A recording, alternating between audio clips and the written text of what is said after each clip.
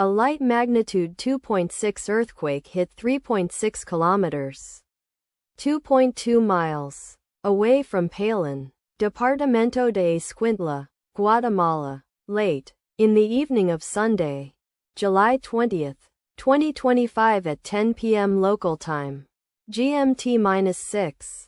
The quake had a very shallow depth of 4 kilometers, 2.5 miles, and was not felt, or at least not reported so. First to report, INETER after 6 minutes. The earthquake occurred 18 hours after a magnitude 3.0 earthquake had hit on Sunday, July 20, 2025, at 3:48 a.m. GMT-6 local time, in 78 kilometers, 48 miles, distance to the northeast. Data source from Volcano Discovery. Did you feel it? Let us pray. May the earthquake that occurred not affect our brothers and sisters there.